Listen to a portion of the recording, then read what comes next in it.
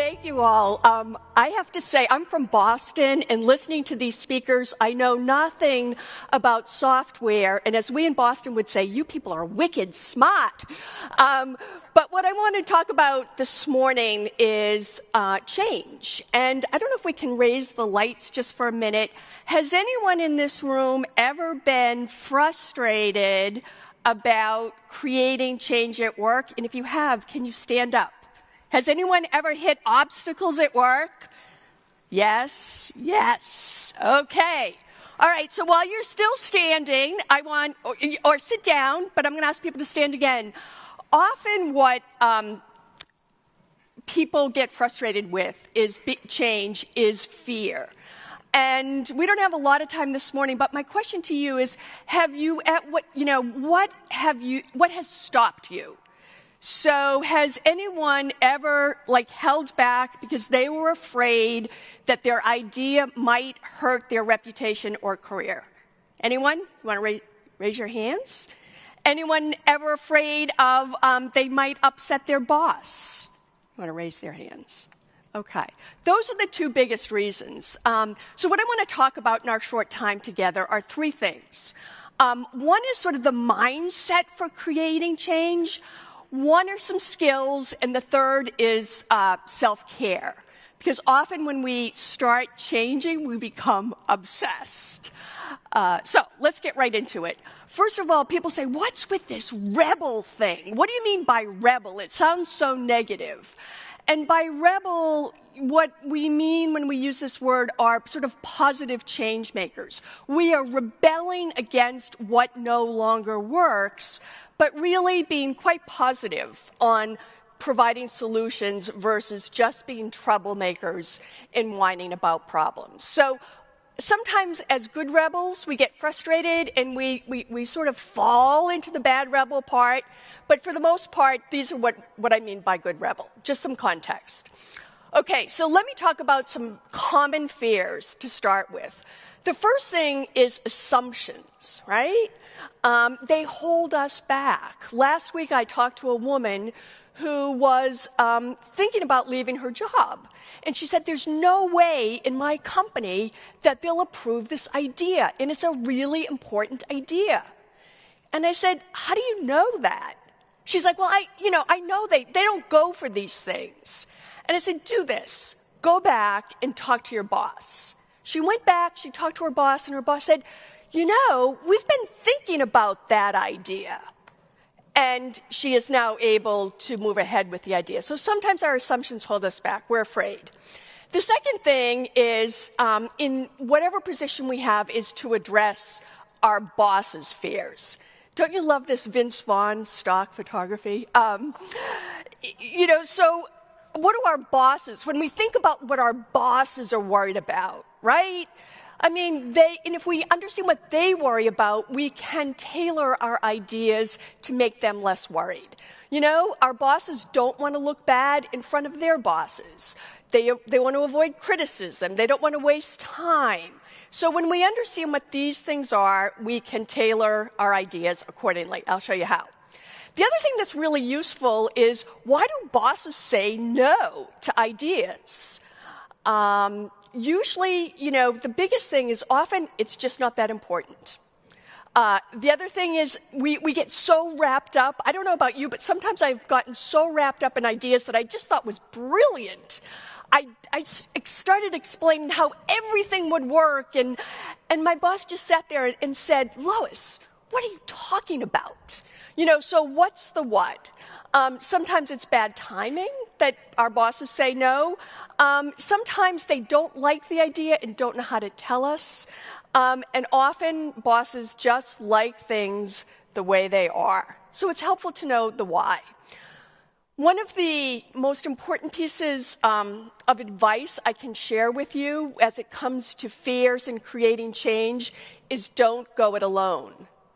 When we're creating change, this is, I'm so sick of people talking about, the hero's journey. And really, we are always more effective when we have a rebel pack, right? People who are with us can help us, and together we make the ideas better. Now, there's another reason why this is really important. When 10% of the people in any organization or company or town or society get behind and believe in an idea, the idea will be adopted, right? That's like really big. If there are 300 people in your organization and you want it to tip to this new idea, all you need to get are 30 people to be with you, right? If there are 1,000 people, you need 100. So as we create our rebel pack of people who have the same ideas, who are helping us, who are out there talking about the idea, we are more likely to get the idea approved. 10%. In skills, what skills are important? One thing is sensing what's going on in the organization. What's kind of bubbling up? As people have meetings, what new terms are they using? What are people saying? You should learn about this. What's being put in budgets? As we sense what's going on and really understand what's going on, it will help us position our ideas to what people find important. And the other thing with any organization, too, is understanding how things work. When are decisions made? So if most decisions for new projects are made in June, and that's when the budgets are locked down, if you come in May with your idea, it may be too late. So just understand how things get done. Second thing in skills is to make friends with the bureaucratic black belts. Now, these are the people who really understand how things work and are often the people who say no and look for all the reasons not to do something. In my career, most of my career has been in marketing, and I've always found like the BBBs that I really had to make friends with were the legal people. So who are the BBBs that you need to get to know? Often we end up communicating, having lunch, talking to the people who agree with us. It's equally as important to get to know the people who don't agree with you and build relationships with them. So I would just challenge you when you go back to work, who are 2 or 3 BBBs who you could have lunch with? Second skill is communications. When we're communicating new ideas, there are 3 really important things. One is what's at stake? Why does it matter? The second is what could be, paint a picture of what could be. And the third thing is to show it can work. What's at stake? How will things be better? And instill some confidence that you know what you're doing. And the higher up you move in the approval chain, the more succinct you want those ideas to be. The other thing with an idea is you need to frame your idea so people understand what you're talking about.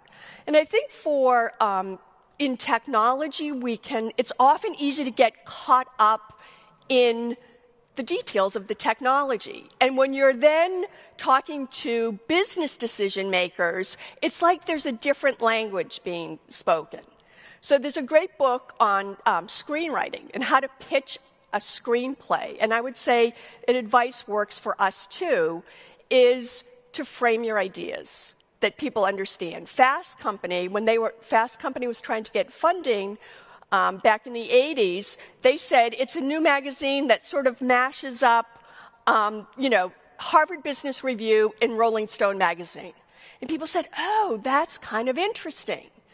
I was working with a big Fortune 50 company, and they were trying to get $10 million approved for a social intranet. And people said, what is this? I don't understand it. And people said, well, it's sort of like if SharePoint and Facebook had a love child, this is what you would get. So kind of silly, but people understood. Prove it can work. This is probably, you probably understand this part in proving it can work, right? To just kind of be proactive and to kind of tick through these elements.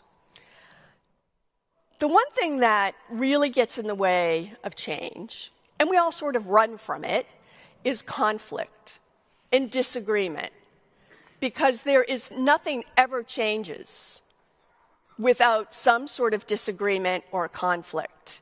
And most of the time, it makes us very, very uncomfortable, so we run from it. And the more we avoid conflict, the longer and more prolonged the effort to get something either yay or nay goes on. So I would say with conflict, it's really important to learn how to listen, to ask people what the real issue is. You know, if it's not going well, if you say to someone, I get the sense that you don't like this idea. Can you tell me what's in the way? Be very direct in asking them. Ask people for alternative solutions. If people are like shooting down your ideas and poking holes in everything that's wrong with it, to say, just be calm, that's interesting. How would you solve this? What are your ideas? And open up that conversation. Master the meeting. I could spend like an hour on that one. But learning how to master the meeting is important. And also knowing how to sort of strategically address bullies. And there's a way to do that, to call their bluff and sort of, I guess this doesn't sound very nice to say cut them off at the knees, but I don't know what the polite way to say that, but to really master the bullies so that they don't master you. Okay, so fears, skills. As I'm talking to people about change, this seems to be the self-care so important to people, and we don't think about it. How do we take care of ourselves so we don't burn out? And how do we know what to do when we have been thrown under the bus? So first of all, I'd like to just encourage you to express gratitude about what is going well at work. Know that if you put in the penalty box, it's a way to kind of step back and look at what's going on, and you'll be able to come out of it. And to sort of have friends outside of work and not to get obsessed, because when you get obsessed, you can no longer see. So I'm going to talk about if you get thrown under the bus, and this will happen, go under the radar for a while, reassess, find a new boss, and look at should you quit. When should you quit? The two most important things of should you quit after you've sort of really pushed a big idea through. One is, have you just lost any support at all? And if no one has your back, it's probably a good time to leave. And the second thing, if there are no opportunities to learn, then it's time to leave. So last thing I want to leave you with is in creating change, never lose your sense of optimism. Optimism is the greatest act of rebellion. And optimistic, positive people attract other people to their rebel pack. So please do it together and be brave. The world needs new ideas. Thank you very much.